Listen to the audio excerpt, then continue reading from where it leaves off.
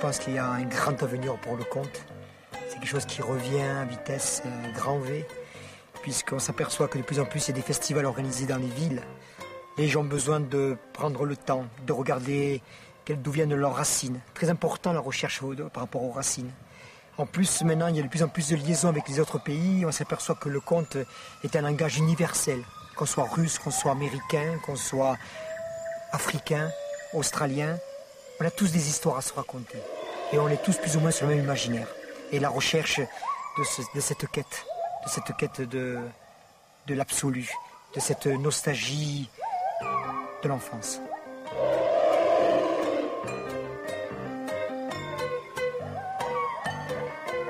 Les contes qui m'intéressent, ce sont les contes qui portent un message d'espoir. Je crois que l'espoir est quelque chose d'important dans la vie d'un homme.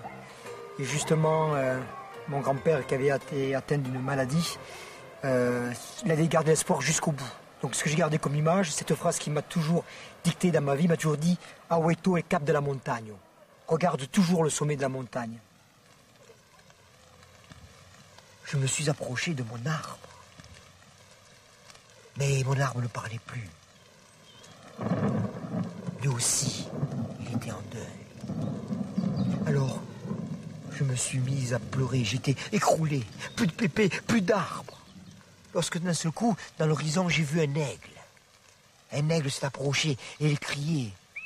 Et son cri était de plus en plus audible. Et il disait « Aweito, el cap de la montagne! Aweito, el cap de la montagne !» Pour moi, être conteur, c'est la suite logique de ma vie. J'ai eu d'abord une confrontation à la nature avec mon corps. J'ai eu besoin d'avoir plein d'expériences au niveau d'activités à risque, que ce soit l'escalade, l'alpinisme, la montagne, les descentes de rivières, de torrents, en faisant du canyon. Et là, j'ai passé l'âge. Je recherche encore quelque chose qui soit charnel avec la montagne et qui ait une liaison avec mon passé et le présent. Et je trouve que le conte, c'est une façon de continuer cette aventure, ces grandes aventures que j'ai l'occasion de vivre. Ici, nous sommes au bout du monde, au cœur des Pyrénées. Entre la caresse de la Méditerranée et la force de l'océan, il y a une montagne qui se dresse, que l'on prénomme les Pyrénées, portant le nom d'une femme aimante, Pyrène. Et quand le vent souffle, les murailles de ce château parlent. Elles racontent des histoires étranges et lointaines. Peu de gens comprennent ce qu'elles disent. Et nos pépés dans le village, ils ont tous un béret sur la tête.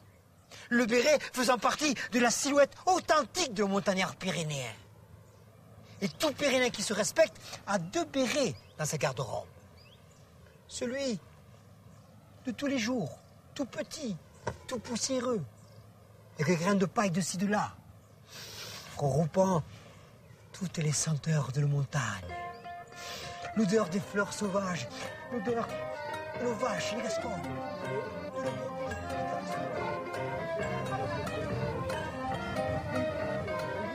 Contour des cimes, pourquoi?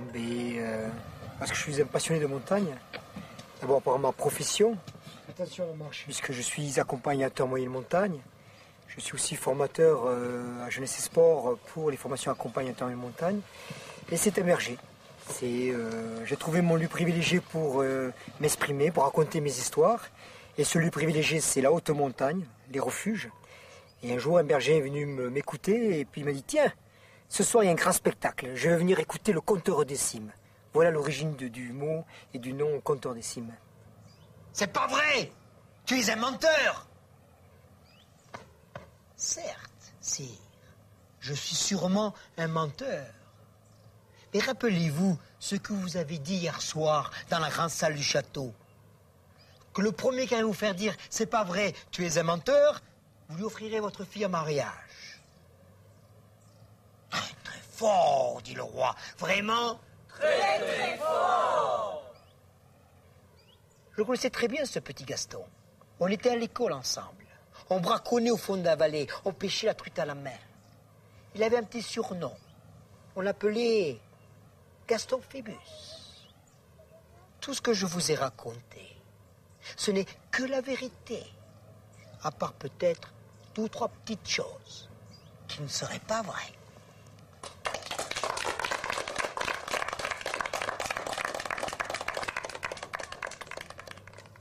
Pour moi, les montagnes se ressemblent. J'ai eu l'occasion de faire plusieurs expéditions en Himalaya, dans la cordillère des Andes, vers le Kilimanjaro, aussi en Afrique. Je trouve que les montagnes se ressemblent.